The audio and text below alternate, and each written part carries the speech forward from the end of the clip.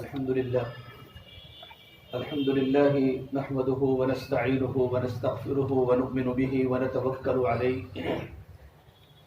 ونعوذ بالله من شرور أنفسنا ومن سيئات أعمالنا من يهد الله فلا مضل له ومن يضلله فلا هادي له ونشهد أن لا إله إلا الله وحده لا شريك له ونشهد أن سيدنا وسندنا وأولانا ومولانا محمدا عبده ورسوله الذي أرسل بالحق بشيرا ونذيرا وداعيا إلى الله بإذنه وسراجا منيرا أما بعد فأعوذ بالله من الشيطان الرجيم بسم الله الرحمن الرحيم وجاهدوا في الله حق جهاده هو اجتباكم وما جعل عليكم في الدين من حرج ملة أبيكم إبراهيم هو سماكم المسلمين من قبل وفي هذا ليكون الرسول شهيدا عليكم وتكونوا شهداء على الناس وقال النبي صلى الله تبارك وتعالى عليه وسلم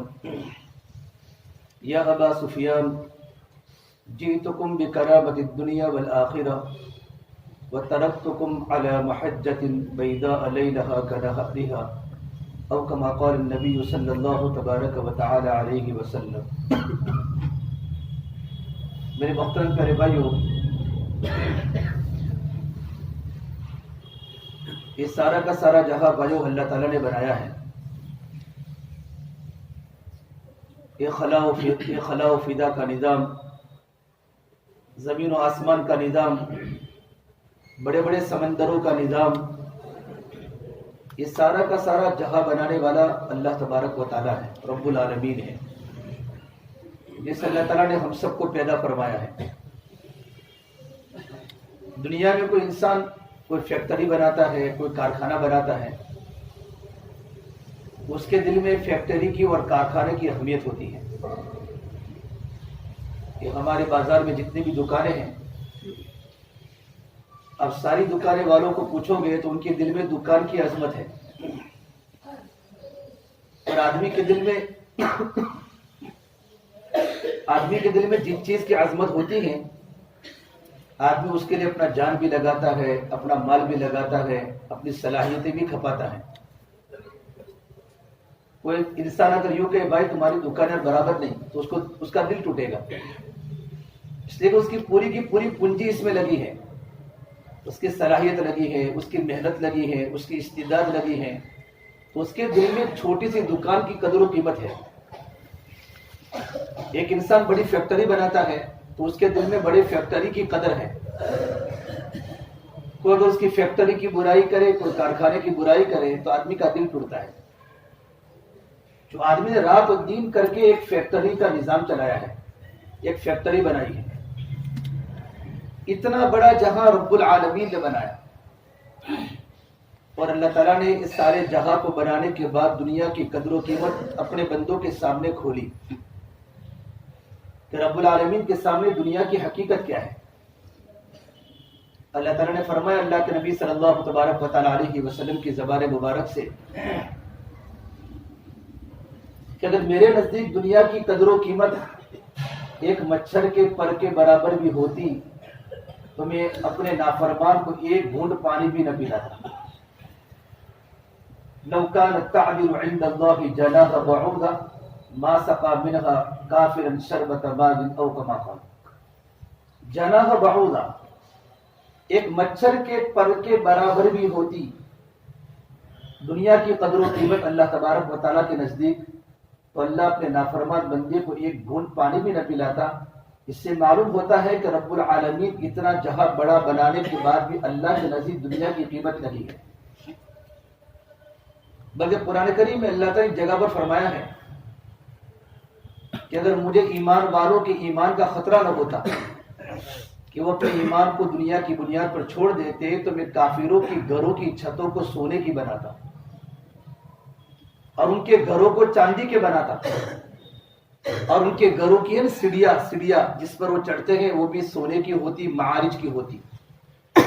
وَلَوْلَا أَن يَكُونَ النَّاسُ أُمَّةً وَاحِدَةً لَجَعَلْنَا لِمَن يَكْفُرُ بِالرَّحْمَنِ لِبُيُوتِهِمْ سُقُفًا من فضة ومعارج عليها يظهرون ولبيوتهم أبوابا وسرورا عليها يتكئون وزخرفا وإن كل ذلك لما متاع الحياة الدنيا والآخرة عند ربك للمتقين.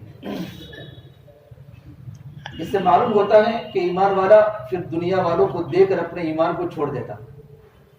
اور ایک روایت میں مسند احمد کی میرا اللہ فرماتا ہے کہ میں ان کے بدن کو لوہے کے بناتا کہ کبھی بھی ان کو بیماری نہ آتی، کبھی بخار نہ آتا، کبھی سر کا درد نہ ہوتا، کبھی پیٹ میں درد نہ ہوتا. ان کے بدن کو میں مضبوط تندرست بناتا. لیکن ایمان والا ان سارے حالات کو دیکھ کر اپنے ایمان میں متزلزل ہو جاتا، ایمان کو چھوڑ دیتا. جیسے فضیل بن عیاض فرماتے رحمۃ اللہ علیہ کہ دنیا میں داخل ہونا تو بہت آسان ہے مگر اس سے نکلنا بہت مشکل ہے. کہ حمزہ مسیح کی جماعت اجتماع سے کتنی کہ 350 کا مجمع ہمارے مسجد کے اطراف میں رہتا ہے. ماشاءاللہ جوان بھی ہے، کوئی تاجر بھی ہے، ملازم بھی ہے، ہر طرح کا مجمع ہے. آٹو چلانے والا بھی ہے، گاڑی چلانے والا بھی ہے، بڑی بڑی دکانوں والا بھی ہے، بڑی بڑی فیکٹریوں والا بھی ہے، چھوٹی چھوٹی دکانوں والا بھی ہے، لاری والا بھی ہے. ہر لائن کا طبقہ ہمارے محلے میں رہتا ہے. ہر ایک دنیا میں داخل ہوا. دنیا میں داخل ہونا تو بہت آسان ہے مگر اس سے نکلنا بہت مشکل ہے. اس اللہ تبارک و تعالیٰ نے دنیا کو دارالامتحان بنایا ہے، امتحان کی جگہ. اور فرمایا دنیا تو مومن کے لیے قید خانہ ہے اور کافر کے لیے جنت ہے. اور جو انسان قید خانے میں ہوتا وہ انسان قید خانے میں آزاد نہیں ہوتا. وہ چاہے کہ مجھے وقت پر روٹی ملے، وقت پر کھانا ملے، وقت پر باہر جانے ملے، کہ نہیں کہ جیل میں تو پابند رہنا پڑے گا. اللہ تعالیٰ نے ہم سب کو دنیا میں بھائیو آزاد پیدا نہیں کیا بلکہ میں اور آپ دنیا میں پابند ہے. پابند اللہ تبارک و تعالیٰ کے حکموں کے پابند ہیں اور آپ صلی اللہ تبارک و تعالیٰ علیہ وسلم کے طریقوں کے پابند ہیں. اور میری اور آپ کی زندگی جتنی پابندی کے ساتھ چلتی رہے گی اللہ تبارک و تعالیٰ کی طرف سے خوشیاں ملتی رہے گی، اللہ کی رحمت متوجہ ہوگی اور اللہ تبارک و تعالیٰ کی رضا ملے گی. اور اللہ تعالیٰ اپنے بندوں کے حالات کو خوبصورت بنا دے گا جب اللہ تعالیٰ کے بندے اللہ تعالیٰ کی مرضیات کے مطابق پابند بن کر زندگی گزاریں گے. ہم دنیا میں پابند بنے. پابندی بہت بڑی چیز ہے. ہمارا کام شوق کا نہیں ہے، ہمارا کام تو ڈر کا ہے کہ شوق میں آزادی ہے، ڈر میں پابندی ہے. کہ ایمان والا پابندی کے ساتھ زندگی گزارے گا. اس اللہ تبارک و تعالیٰ نے نبیوں کو بھی پابند کیا ہے اور آپ صلی اللہ تبارک و تعالیٰ علیہ وسلم نے صحابہ کرام کو دین کا پابند بنایا ہے. آدمی تجارت بھی کرے، آدمی ملازمت بھی کرے کہ مالدار کو غریب بننے کی ضرورت نہیں ہے اور غریب کو مالدار بننے کی ضرورت نہیں ہے. مالدار اپنی مالداری کے ساتھ دین پر چلے اور غریب اپنی غربت کے ساتھ دین پر چلے. اور یہ بات اللہ نے قارون کو کہی وَلَا تَنْسَ نَصِيبَكَ مِنَ الدُّنْيَا کہ تو اپنا حصہ دنیا کا مت بھول، تو اپنی دنیا سے آخرت کو بنا. ڈاکٹر اپنی ڈاکٹری سے آخرت بناوے، تاجر اپنی تجارت سے آخرت بناوے، ملازم اپنی ملازمت سے آخرت بناوے اور کھیتی کرنے والا کسان اپنی زراعت اور اپنی کھیتی سے آخرت کو بناوے. تِلْكَ الدَّارُ الْآخِرَةُ نَجْعَلُهَا لِلَّذِينَ لَا يُرِيدُونَ عُلُوًّا فِي الْأَرْضِ وَلَا فَسَادًا کہ بھئی تو اپنی دنیا سے آخرت بنا. اللہ تبارک و تعالیٰ کیا تاجر کی قدر ہے، اللہ کے رکشہ چلانے والے کی قدر ہے، اللہ تبارک و تعالیٰ کیا ملازم کی قدر ہے. کہ ایک انسان نوکری کرتا ہے، ملازمت کرتا ہے تاکہ میرے بال بچوں کی زندگی اچھی گزرے، نان نفقہ. علماء نے لکھا ہے شادی ہونے کے بعد اپنے بچوں کو اور اپنی بیوی کو نان نفقہ دینا واجب ہے، خرچ دینا واجب ہے، ضروری ہے. اور طلب الحلال فریضۃ بعد الفریضہ اور حلال روزی کا طلب کرنا ایک فریضے کے بعد فرض ہے. نماز، رمضان کا روزہ، حج، زکوٰۃ، ایمان، ان کے علاوہ نمبر 2 کا فرض ہے کمائی حلال کرنا، حلال کمائی کمانا، مزدوری کرنا. ایک مزدور جب رات کو سوتا ہے نماز کی پابندی کرتا ہے، رات کو سوتا ہے اور رات کو سونے پر کروٹیں بدلتا ہے، اس کے کروٹ کے بدلنے پر اللہ اس کی مغفرت کر لیتا ہے. کہ مزدوری کیوں کرتا ہے؟ کہ مزدوری اس لیے کرتا ہے تاکہ میں کسی کے سامنے سوال نہ کروں. تو میرے بال بچے کسی کے سامنے سوال نہ کرے اور میری بیوی کسی کے سامنے سوال نہ کرے، بلکہ حدیث پاک میں لکھا ہے، بخاری شریف کی روایت ہے کہ نامہ اعمال جب انسانوں کے تولے جائیں گے تو سب سے زیادہ نامہ اعمال وہ عمل وزنی ہوگا کہ جو اللہ تبارک و تعالیٰ کا بندہ اپنے بال بچوں کے روزی کے لیے حلال روزی کی تلاش میں در بدر کی ٹھوکریں کھاتا ہے اور مزدوری کرتا ہے، وہ عمل نامہ اعمال میں سب سے زیادہ وزنی ہوگا۔ نماز سے بھی زیادہ، رمضان کے روزے سے بھی زیادہ، حج سے بھی زیادہ، اللہ کے راستے کے جہاد سے بھی زیادہ، تمام کے تمام دینی امور سے زیادہ نامہ اعمال کا وزن اس وقت ہوگا، اس عمل کا ہوگا جو بندہ حلال روزی کی تلاش میں، تاکہ میرے بال بچے کسی کے سامنے سوال نہ کرے، میرے گھر والے کسی کے سامنے سوال نہ کرے، یہ تمام قوانین کی پابندی کے ساتھ آدمی مزدوری کرتا ہے، تجارت کرتا ہے، تو وہ عمل اس کا آخرت میں سب سے زیادہ نامہ اعمال میں وزنی ہوگا۔ اللہ تبارک و تعالیٰ کے یہاں مزدوروں کی قدر ہے۔ جابر بن عبداللہ رضی اللہ تعالیٰ جب اللہ کے نبی غزوہ تبوک میں گئے اور جب غزوہ تبوک سے آپ کی واپسی ہوئی تو واپس ہونے کے بعد جابر عبداللہ نے آپ سے ملاقات فرمائی، بڑے صحابی مدینے کے، تو ان کے ہاتھوں میں سختی تھی، سختی، ان کے ہاتھوں میں کھردورا پن تھا، سختی تھی۔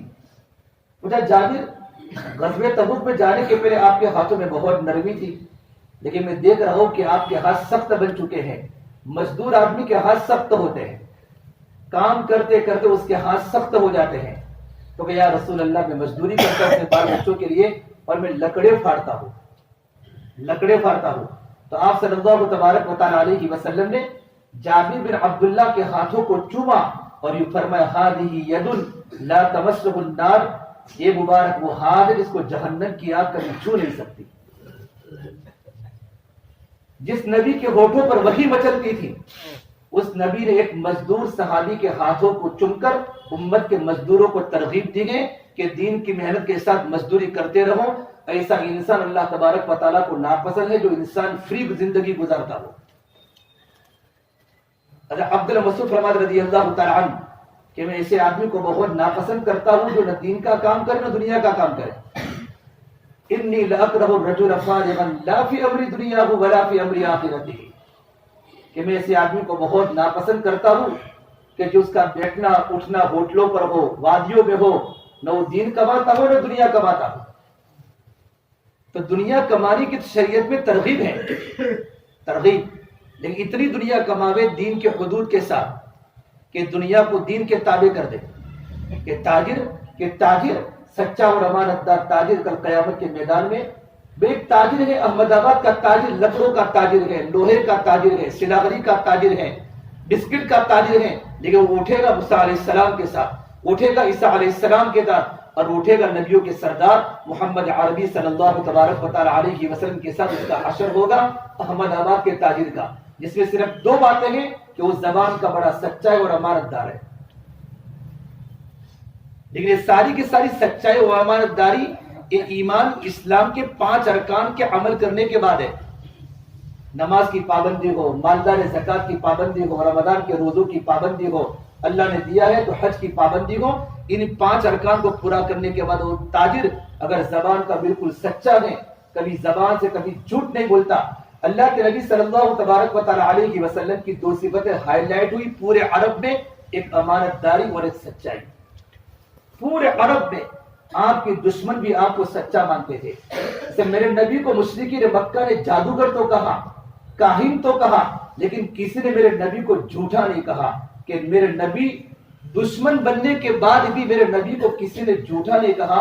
جادوگر تو کہا ہذا ساحر، ہذا کاہن، ہذا ساحر، یہ جادوگر ہیں، یہ کاہن ہیں، اور اس نے اپنے دین کو بدل دیا ہے، لیکن کسی مشرک کی زبان پر میرے نبی کے بارے میں جھوٹ کا لفظ نہیں آیا۔ یہ آپ صلی اللہ تبارک و تعالیٰ علیہ وسلم کی 2 صفتیں پورے عرب میں مشہور ہوئی، صادق امین، کہ صادق بھی ہے اور امانت دار بھی ہے۔ اور ہر نبی نے اپنی قوم کو جب اللہ کے دین کی دعوت دی 2 باتیں فرمائی، اے میری قوم یا قوم اعبدوا اللہ ما لکم من الہ غیرہ، اے میری قوم ایک اللہ تبارک و تعالیٰ کی عبادت کرو، اللہ تبارک و تعالیٰ کی توحید پر چلو، تمہارے دل میں ایک اللہ کا تعلق پیدا کرو، ایک اللہ سے ہونے کا یقین دل میں پیدا کرو، اور یہ فرمایا اللہ کے سوا کوئی عبادت کے لائق نہیں، نہ سجدے کے لائق ہیں، نہ مانگنے کے لائق ہیں، نہ پرے کے لائق ہے، نہ پوجا کے لائق ہے، پھر فرمایا میری قوم میں تمہارے خیر خواہ اور امانت دار ہو، انی لکم ناصح امین۔ یہ ہر نبی کی زبان کا جملہ ملے گا اپنی قوم کے سامنے کہ میں تمہارے خیر خواہ بھی ہوں اور امانت دار بھی ہوں۔ نبی اپنی قوم کے لیے خیر خواہ ہوتے ہیں، علماء کرام اپنی قوم کے لیے خیر خواہ ہوتے ہیں۔ کبھی علماء اپنے مقتدیوں کا برا نہیں چاہتے، کبھی انبیاء علیہ السلام اپنی قوم کا برا نہیں چاہتے، اگرچہ قوم نبیوں کو گالی بولتی ہو، اگرچہ قوم نبیوں کو قتل کرتی ہو، لیکن نبی ہمیشہ اپنی قوم کا بھلا ہی چاہتے ہیں۔ میں تمہارے خیر خواہ اور امانت دار ہوں، کبھی میں نے تمہاری برائی نہیں چاہی۔ خیر خواہی یہ مومن کی صفت ہوتی ہے، اور امانت دار ہوں کہ میں تمہاری صلاحیتوں کو ٹھکانے لگانے آیا ہوں۔ ایک بستی کا چودھری ہے اور ایک بستی کا ڈاکٹر ہے، ایک بستی کا لائر ہے، ایک بستی کا تاجر ہے اور ایک بستی کا سرکاری ملازم ہے، کہ جن کے انڈر میں ہزاروں انسان اس کی باتوں پر چلتے ہیں کہ میں تمہاری صلاحیتوں کو صحیح ٹھکانے پر لایا ہوں۔ اگر تمہاری صلاحیت اور تمہاری کیپیسٹی اور تمہاری استعداد جب دین کی محنت پر لگ جاوے گی نا، دنیا تمہارا پیچھا کرے گی۔ عمر رضی اللہ تعالیٰ عنہ جن کے بارے میں لوگ یوں کہتے تھے، ان کی خالہ یا ان کے والد صاحب کہا کرتے تھے کہ عمر کو تو اونٹ چرانے نہیں آتے۔ بہت سنا ہم نے، اونٹ نہ چرانے کا مطلب کیا؟ کہ اونٹ تو ہر ایک چرا سکتا ہے، بکریاں چراتے ہیں، اونٹ چراتے ہیں، فتح باڑی میں لوگ بائک چراتے ہیں۔ کیا چراتے ہیں؟ بولو، چاہے کسی کو لگ جائے لیکن چراتے ہیں نا، آہستہ بھی اور پھول بھی، ہر ایک آدمی اپنے جذبات سے چلاتا ہے۔ تو اونٹ چرانا کوئی بڑی بات تو نہیں تھی۔ کیا مطلب ہوتا ہے کہ وہ 10 اونٹ کو لے کر جاتے تو 9 اونٹ کو واپس لاتے، اتنا بڑا اونٹ گم کر لیتے۔ اور عمر بن خطاب رضی اللہ تعالیٰ عنہ گھر پر آتے تو لوگ ان کو تانا دیتے، لیکن ان کے اندر استعداد کی صلاحیت تھی۔ اللہ کے نبی صلی اللہ تبارک و تعالیٰ علیہ وسلم کے ہاتھ پر بیعت فرمائی اور میرے نبی کے ساتھ دین کی محنت کرنے کا ارادہ کیا، تو اللہ نے عمر فاروق کو جو چمکایا ہے کہ دنیا آج ان کے نام سے کانپتی ہے اور تھراتی ہے۔ اتنے بڑے آدمی بنے کہ ہم تمام کی صلاحیتیں صحیح روپ پر لگ جاوے۔ میرے اور آپ کی خواہشات، میرے اور آپ کی صلاحیت آج خواہشات کے پیچھے لگی ہوئی ہے، مال کے پیچھے، ہوس کے پیچھے، دنیا کے پیچھے۔ آدمی کے من میں جو آتا ہے آدمی کرتا ہے، یعنی پابند بن کر زندگی نہیں گزارتا بلکہ آزاد بن کے زندگی گزارتا ہے، اور موت کے وقت تک خالی ہو کر دنیا سے جاتا ہے۔ اتنے بڑے صحابی بنے، اتنے بڑے صحابی کہ مدینہ منورہ میں ایک پہاڑ پر کھڑے اور پہاڑ میں زلزلہ آیا، پہاڑ ہلا۔ حضرت عمر بن خطاب نے اپنے ہاتھ میں عصا، اپنے ہاتھ میں درہ تھا، اس درے کو پہاڑ پر مار کر یوں کہا تو ہلتا ہے، تیرے اوپر عمر کھڑا ہے۔ اسے زندگی میں کبھی ناانصافی نہیں فرمائی۔ پورا پہاڑ حرکت میں تھا، یہ ساکن ہو گیا، اپنی جگہ پر جم گیا، ہلنا بند ہو گیا۔ علماء نے لکھا ہے اس کے بعد سے لے کر آج تک پورے مدینے میں 1 پوائنٹ زلزلہ نہیں آیا۔ جب بندہ اللہ تبارک و تعالیٰ کا ہوتا ہے تو اللہ تبارک و تعالیٰ بندے کے ہو جاتے ہیں۔ کتنا بڑا اللہ تعالیٰ نے کام لیا ہے۔ جب بیت المقدس فتح ہوا، بیت المقدس، ابو عبیدہ بن جراح کی جماعت اللہ کے راستے میں کام کر رہی ہے، بڑے بڑے صحابہ ساتھ میں ہیں، صلاحیت والے لوگ جماعتوں میں نہیں جاتے کہ ہم تو اپنے اپنے عہدے پر ہیں۔ بیچارے مزدور قسم کے لوگ اللہ کے راستے میں چلے جاتے ہیں، اور ہمیشہ اللہ نے کام غریبوں سے ہی لیا ہے۔ اللہ کے نبی صلی اللہ تبارک و تعالیٰ علیہ کی وسلم ساتھ دینے والے غریب صحابہ تھے، بلال تھے، صہیب تھے، سلمان تھے، فارسی رضی اللہ تعالیٰ عنہ۔ مالدار تو بہت بعد میں آئے ہیں۔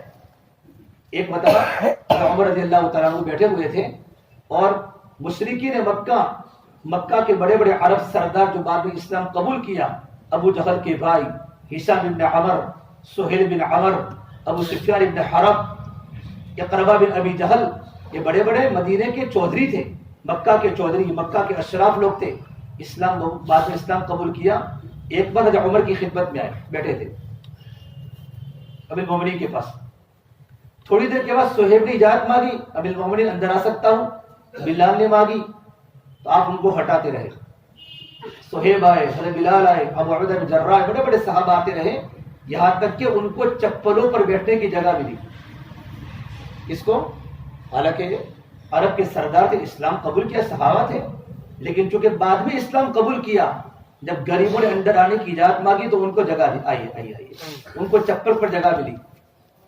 تو ابو سفیان ابن حرب نے سہیل بن عمر کو کہا، سہیل دیکھا ہماری کیا کنڈیشن ہے آج، ہماری کیا پوزیشن عمر کے نزدیک، کہ ہم کو تو پیچھا کرتے کرتے ہم کو تو موقع چپلوں کے پاس ملا ہے۔ سہیل بن عمر بڑے خطیب تھے، خطیب، ان کی زبان بہت اچھی تھی، اللہ کے نبی کے زمانے میں اچھی تقریر وہ کرتے تھے، اور میرے نبی کے خلاف بہت تقریریں کی انہوں نے اسلام کو مٹانے کے لیے۔ اور غزوہ بدر میں جب قیدی بن کے آیا، قیدی غزوہ بدر میں قیدی بن کے آئے نا، تو اللہ عمر نے فرمایا اللہ کے نبی یہ قیدی بن کے آئے، اس کے آگے کے 2 دانت نکال دوں؟ کیا کہا؟ اس کے آگے کے 2 دانت نکال دوں، تاکہ اس کی زبان، اس کے جو بولنے کی جو فصاحت ہے، بلاغت ہے، کہ مجمع پر جادو کر لیتا ہے، یہ چیز اس کے پاس سے نکل جاوے۔ تو آپ نے فرمایا عمر تجھے کیا معلوم، اللہ سہیل کو ہدایت دے، سہیل بن عمر کو ہدایت دے، اور اللہ زبان سے ایسی باتیں نکالے کہ اس سے اسلام کو تقویت ملے۔ میں نے سنیچر کو ہفتہ اور اجتماع میں کہا تھا، ان کے قصہ چونکہ وقت بات بدل جائے گی، کہ اللہ نے میرے نبی کے انتقال پر سہیل بن عمر سے کتنا بڑا کام لیا ہے۔ جب ان کو چپلوں کے پاس جگہ ملی تو سہیل بن عمر نے کہا ابو سفیان ملامت کرنے کی عمر کو ضرورت نہیں ہے، ملامت اپنی ذات کو کرو، فلوموا انفسکم، اپنی ذات کو ملامت کرو، اپنی ذات کو تانا دو۔ ان غریبوں کو بھی دعوت دی گئی اور ہم کو بھی دعوت دی گئی، انہوں نے قبول کی اور ہم نے قبول نہیں کی، اور ہمارا دعوت کا قبول نہ کرنا یہ ہماری چودراہٹ تھی، ہمارا دعوت کا قبول نہ کرنا ہماری کرسیاں تھی، اور ہمارا دعوت کا قبول نہ کرنا ہماری انانیت تھی، اور ان غریبوں نے اسلام قبول کر دیا۔ اس سے ملامت اپنے آپ کو کرنا ہے۔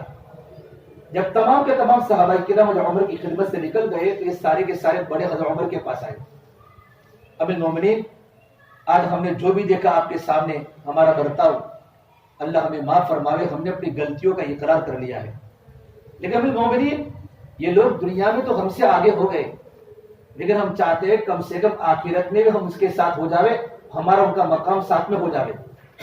اس کے لیے کیا عمل ہے، کون سا تعویذ ہے، کیا عمل ہے؟ اب المومن نے فرمایا الی الشام، کیا فرمایا؟ الی الشام، ملک شام چلے جاؤ، وہ اللہ کے راستے کی محنت ہو رہی ہے، اللہ کے راستے میں نکل جاؤ، اور اللہ کے راستے میں نکل کر وہاں جا کے اپنی گردونوں کو اللہ کے نام پر کٹوا دو۔ اگر آخرت ان کے برابر ہو رہا ہے، دل پر لگی تھی، فوراً تیار ہو گئے اور نکلے ہیں مدینہ چھوڑ کر، مکہ چھوڑ کر نکلے ہیں۔ ابو جہل کے بھائی ہشام بن حرب جب نکلے نا، یہ پورے مکہ والوں میں محبوب تھے، محبوب، مکہ کا بچہ بچہ ان کی قدر کرتا تھا۔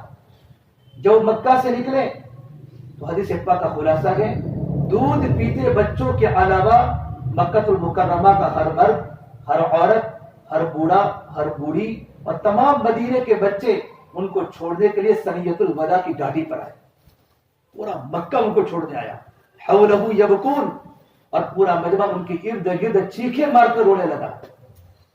ہشام بن عمر بھی رو پڑے ابو جہل کے بعد، ابو جہل تو کفر کی حالت میں گیا ہے، ہشام بن عمر کو اللہ نے ہدایت دی ہے، تو فرمایا اے لوگوں میں اس لیے ملک شام نہیں جا رہا ہوں کہ مجھے ملک شام سے مکہ کی زمین، ملک شام مکہ کے مقابلے میں پیارا ہے، میں اس لیے نہیں جا رہا ہوں، بلکہ میں آپ کے سامنے بات کرتا ہوں کہ ان غریب صحابہ کرام کو بھی اللہ کے دین کی دعوت دی گئی اور ہم کو بھی اللہ کے دین کی دعوت دی گئی، ان لوگوں نے دین کی دعوت کو قبول کر دیا اور اپنی زندگی کے مقصد میں وہ لوگ کامیاب ہو گئے۔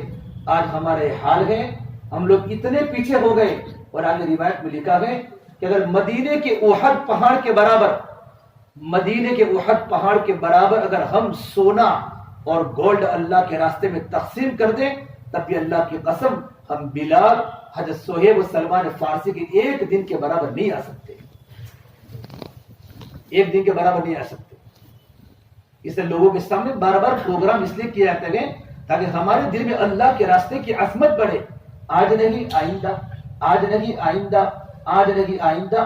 ابھی تھوڑا پریشان ہوں، یوں کرتے کرتے لوگ دنیا سے چلے گئے، اور ان کا ایک دن آپ کو اپنے علاقے میں سے انسان ملیں گے کہ زندگیاں پوری ہو گئی، ان کا ایک دن اللہ کے راستے میں آج تک نہیں لگا، اور قبروں نے ان کو اپنے گھروں کے اندر بلا دیا، اور ان کے بدن کیڑے مکوڑوں کے شکار ہو گئے ہیں۔ شیطان کبھی یوں نہیں کہے گا کہ آپ بچ جاؤ، جب ہوتے ہیں اللہ کے راستے کی تشکیل تو شیطان کیا کہتا ہے، الشیطان یعدکم الفقر ویأمرکم بالفحشاء، شیطان تم سے وعدہ کرتا ہے بھائی دکان چھوڑ کے جائے گا، بیٹھنے والا کوئی تیری دکان کا ستیہ ناش ہو جائے گا.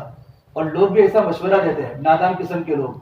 ان کو صحابہ کو نمونہ نہیں بنایا اور صحابہ کی زندگی کو نمونہ نہیں بنایا کہ غزوہ تبوک کے موقع پر ان پر قرضے لگے ہوئے، قرضے چڑھے ہوئے تھے اور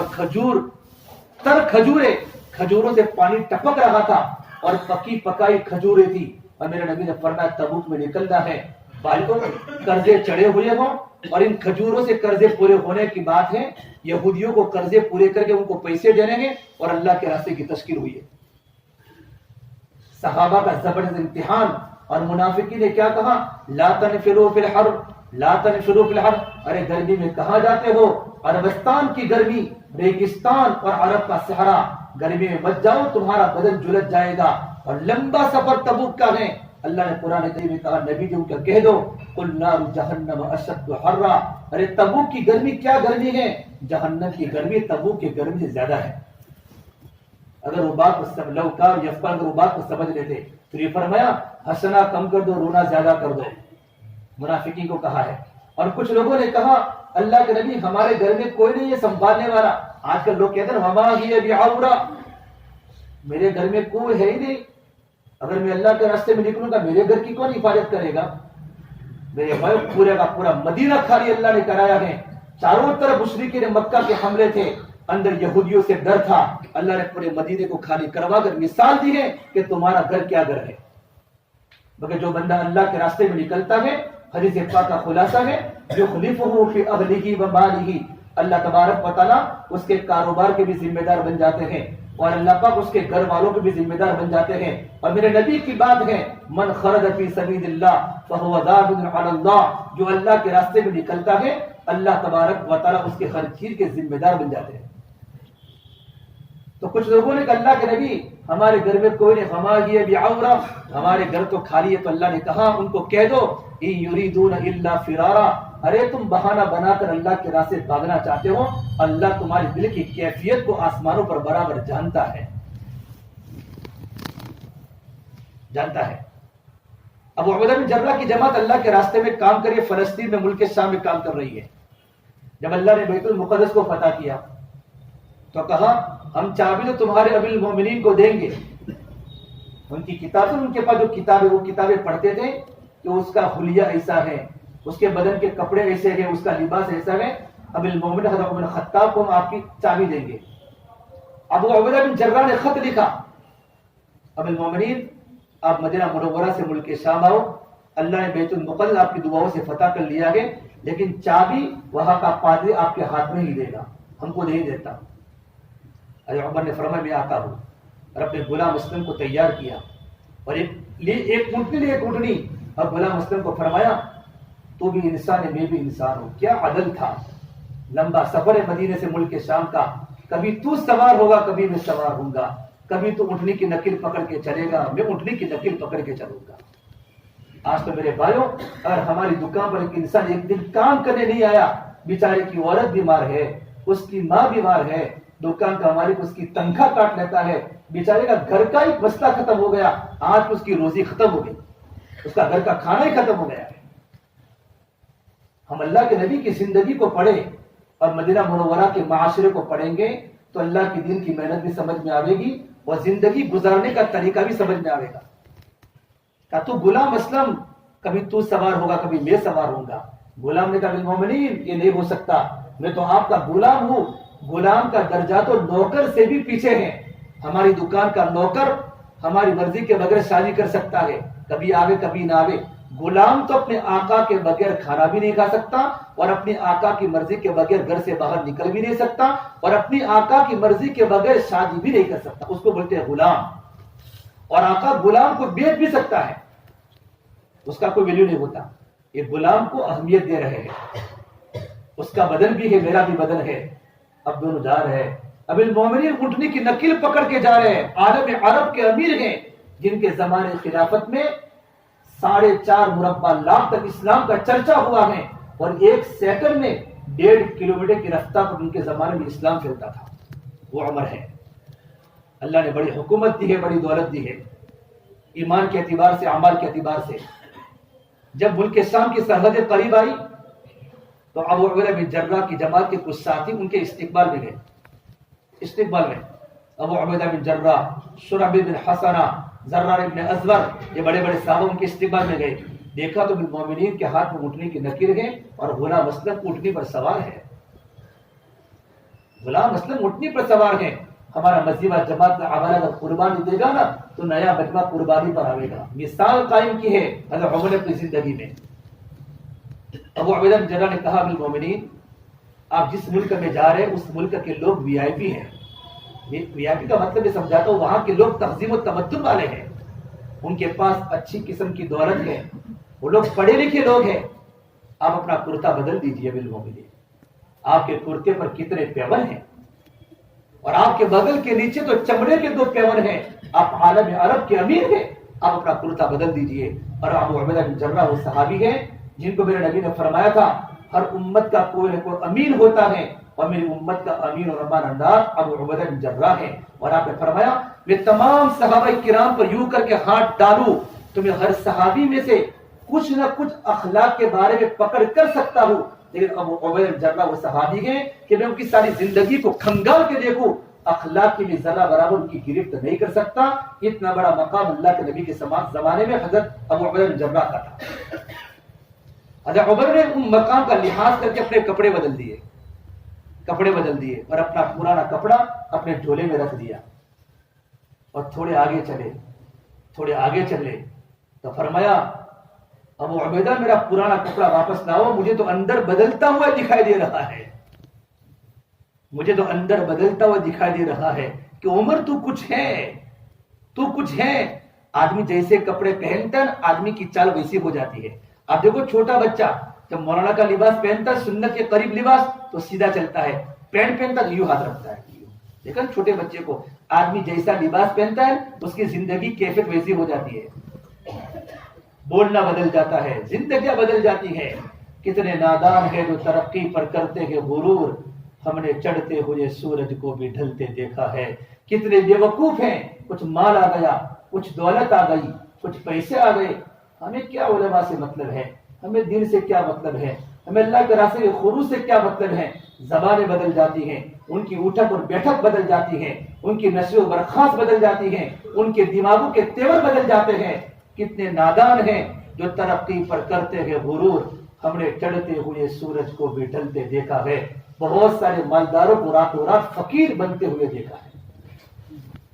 وَتِلْكَ الْأَيَّامُ نُدَاوِلُهَا بَيْنَ النَّاسِ، اللہ تعالیٰ دنوں کو بدلتے رہتے ہیں۔ آج کا امیر کل کا فقیر ہے اور کل کا فقیر آج کا امیر ہے۔ اور میرے نبی نے فرمایا آج دنیا کے بڑے بڑے بادشاہ جو اپنی سلطنت پر غرور کرتے ہیں، مسلمان ہو کوئی بھی ہو، کل قیامت کی میدان میں سب سے زیادہ ذلیل بن کے زندگی گزاریں گے آخرت میں۔ میرے بھائی اگر مال ہے تو اللہ کی نعمت ہے، اگر اللہ نے کچھ دیا تو اللہ کی نعمت ہے۔ جو اللہ دے بھی سکتا ہے وہ اللہ لے بھی سکتا ہے، اللہ کو دیتے بھی آتا ہے، اللہ کو لیتے بھی آتا ہے۔ ایک بات میرے ذہن میں آ گئی مولانا تھانوی رحمۃ اللہ علیہ کی، ایک قصہ لکھا ہے جو بیچ میں آ گیا ذہن میں، آپ کو بتاتا ہوں۔ ایک میاں بیوی دونوں کھانا کھا رہے تھے، اور جب اچھا ہوتا ہے اچھا کھانا تو بچہ روتا ہے تو ڈسٹرب ہوتی کہ نہیں؟ بھائی اچھا کھانا ہو، ماشاءاللہ دسترخوان لگا ہوا ہے اور بہترین قسم کے کھانے کی قسمیں ہیں، بچہ روتا ہے تو بھی باپ کو غصہ آتا ہے، بچہ تیرا ہے تو بچہ نہیں کون روئے گا؟ ماحول بدل گیا ہے، مزاج بگڑ چکا ہے۔ پورا دن ماں بچے کو سنبھالتی ہے اور کہتا ہے جب میں آؤں نا گھر میں بچے کو چھپا دو تاکہ میں شانتی سے کھانا کھا سکوں۔ تو کماتا کس کے لیے ہے؟ تیرے پر تو کمانا فرض ہے، تو نے شادی کی ہے تو کما کر بیوی پر احسان نہیں کرتا، اور تو کما کر اپنے بچوں پر احسان نہیں کرتا، تو مزدوری کر کے اپنے گھر والوں پر احسان نہیں کرتا۔ تیری ذمہ داری ہے بچوں کی کفالت کرنا، تیری ذمہ داری بنتی ہے، تیری ذمہ داری بنتی ہے۔ دونوں میاں بھی کھانا کھا رہے تھے اور کھانا کھاتے کھاتے ایک فقیر نے کر سوال کیا اللہ کے واسطے مجھے دے دو۔ اللہ کا کرم مانو میرے بھائیو، اللہ نے ہم کو لوگوں کے گھر پر جا کر بھیک مانگنے والا نہیں بنایا ہے۔ ہاں عزت دینے والا بھی تو اللہ ہے، ذلت دینے والا بھی تو اللہ ہے۔ اس نے دوبارہ سوال کیا تو میاں کو غصہ آیا اور میاں نے باہر جا کر اس سائل کو تماچا مارا، جا یہاں سے ڈسٹرب کرتا ہے۔ وہ تو مظلوم ہوتا ہے، مظلوم کی بد دعا سے بچو. اس کے اور اللہ تبارک و تعالیٰ کے درمیان کوئی پردہ نہیں ہوتا، چاہے مظلوم مسلمان کے علاوہ غیر بھی کیوں نہ ہو. مظلوم ہے، اللہ نے حالات بدل دیے گھر میں، اس نے تھپڑ کھائی، گھر میں حالات اللہ نے بدلے. ایک گھروں میں حالات اللہ بدلتے ہیں ہماری بدعملیوں کی بنیاد پر، اور حالات ایسے بدلے کہ میاں بیوی کے اندر آپس میں نا اتفاقی ہو گئی اور نوبت یہاں تک پہنچی کہ میاں نے اپنی بیوی کو طلاق دے دی. بڑی محبت تھی، محبت ختم ہو گئی، بیوی نے کسی اور جگہ پر نکاح کر لیا. کچھ مدت کے بعد بیوی نے جہاں نکاح کیا اس میاں کے ساتھ وہ بھی دونوں کھانا کھا رہے تھے اور ساحل نے سوال کیا اللہ کے واسطے دے دو. بیوی کو پہلا واقعہ معلوم تھا، پرانا واقعہ. فوراً اٹھی کہ کہیں ایسا نہ ہو یہ شوہر بھی جا کر تماچا مارے. اٹھی اور اٹھنے کے بعد جا کر اس کے سوال کو پورا کیا، اور سوال پورا کرتے اس نے ساحل کو دیکھا تو چیخ ماری، اور چیخ مار کر عورت وہی بے ہوش ہو گئی. اس کا شوہر گھر میں سے آیا، بھائی کیا ہے تو نے میری بیوی پر کیا منتر کیا ہے؟ میری بیوی غشی تاری ہو گئی. بیوی کو جب ہوش آیا تو بیوی نے فرمایا اس کو مت ڈانٹو، یہ میرا پہلا شوہر ہے جو میرے گھر پر مانگنے آیا ہے، میرا پہلا شوہر ہے. تو دوسرے شوہر نے کیا کہا، تم مت گھبرا، وہی میں پہلا فقیر ہوں، وہی میں پہلا فقیر ہوں جس کو اس نے تماچا مارا تھا. کل کا فقیر عورت کا شوہر بن گیا اور عورت کا شوہر آج کا فقیر بن گیا. وَتِلْكَ الْأَيَّامُ نُدَاوِلُهَا بَيْنَ النَّاسِ. آپ سیرت پڑھو، زندگیاں پڑھو تو آپ کو دن بدلتے نظر آئیں گے، لوگوں کی زندگیاں بدلتے نظر آئے گی. بڑی بڑی بلڈنگوں میں رہنے والا اس کو رہنے کے اپنے مکان میں بھی جگہ نہیں ہے. ہمیشہ آدمی بندگی اللہ تعالیٰ کیا بندہ بن کے زندگی گزارے. کام بڑا ہے، اللہ بڑا ہے، ہم تو بہت چھوٹے ہیں. اللہ کا بڑا کرم اور احسان ہے، اللہ نے ہم جیسے گنہگاروں کو اس کام کے لیے قبول کیا ہے. ہمارے حضرت فرماتے تھے کہ موجوں کی قدر سمندر کی وجہ سے ہے، اگر موجیں نہ ہو سمندر نہ ہو تو موجیں کیچڑ بن جاوے گی. میرے اور آپ کی جو عزت ہے وہ تبلیغ کی بنیاد پر ہے. حضرت عمر فرمایا کرتے ہیں، عمر اللہ نے اسلام سے عزت دی ہے، اللہم اعزنا بالاسلام، اللہ نے ہم کو اسلام سے عزت دی ہے اور اسلام کی میرے سے اللہ نے ہم کو عزت دی ہے. یہ عمر اگر تو اسلام کے اعلیٰ کسی بھی طریقے کو اختیار کر دے گا اللہ تجھے دوبارہ ذلیل کر دے گا. اللہ بڑی طاقت والا ہے، بڑی قدرت والا ہے. حضرت عمر نے فرمایا میرا پرانا کپڑا واپس لاؤ، مجھے تو اندر بدلتا ہوا دکھائی دے رہا ہے. میرے بھائیوں، جب آدمی دیکھو یاد میری بات یاد رکھنا، آدمی کا دل جتنا ہوتا ہے نا پاک، آدمی کے اس کے عیوب اس پر کھلتے ہیں، اور آدمی کا جتنا دل گندا ہوتا ہے دوسرے کے عیوب اس پر کھلتے ہیں. یہ دل کی علامت ہے. اس کا دل جتنا پاک ہوگا، جتنا صاف ہوگا، اس کے اپنے اندر کے عیب کھولیں گے کہ کپڑا واپس لاؤ، مجھے تو اپنے اندر بدلتا ہوا دکھائی دے رہا ہے کہ میں کچھ ہوں. اور آدمی کا دل جتنا گندا ہوتا ہے نا اس کی نظر دوسروں پر جاتی ہے. کہ میرے بھائیوں کا عبیدہ، اگر تیرے سوا اگر کوئی اور کپڑے بدلنے کی رائے دیتا تو میں اپنے کھنجر سے اس کی چمڑی کو ادھیڑ دیتا. پھر بھائیوں جب وہاں پہنچے ہیں اور جب وہاں کے راہب نے حضرت عمر کے حلیے کو دیکھا ہے، پرانے کپڑے کو دیکھا ہے، تو فرمایا 2 پیون کم لگتے ہیں، 2 پیون کم لگتے ہیں. ام المؤمنین نے اپنے ہاتھوں کو یوں اٹھائے، فرمایا 2 پیون تو بغل کے نیچے ہیں. یوں کر کے بھائیوں چابی بیت المقدس کے ہاتھ میں دی ہے. وہ زندگی سادہ گزاری. اب المؤمنین عمر بن خطاب رضی اللہ تعالیٰ عنہ، اور اتنے بڑے صحابی رسول بنے ہیں کہ بھائیوں دنیا حیران ہے. مسجد میں نماز پڑھا رہے، فجر کی نماز پڑھا رہے ہیں، اور مغیرہ بن شعبہ کا غلام ابو لولو آیا اور اس نے اگر حضرت عمر کو کھنجر مارا، پیڑ پر کھنجر مارا. رات کا اندھیرا تھا، حضرت عمر بن خطاب نماز پڑھا رہے تھے. آگے والے سب کے صحابہ کو پتا چلا، اس کے پیچھے دوڑے. عبدالرحمن عوف نے فجر کی نماز کو پوری کی، لیکن اس غلام نے خودکشی کر لی، مر گیا، آتم ہتیا کر لی. حضرت عمر کو گھر پر لایا گیا، اور گھر پر لانے کے بعد کہا دودھ پلاؤ. جب ان کو دودھ پلایا گیا ان کی آنتوں سے دودھ باہر آ گیا، آنتڑیوں سے. تو فرمایا موت کا پیغام میرے گھر پر آ چکا ہے، موت کا پیغام میرے گھر پر آ چکا ہے. اپنے بیٹے کا عبداللہ ادھر آؤ.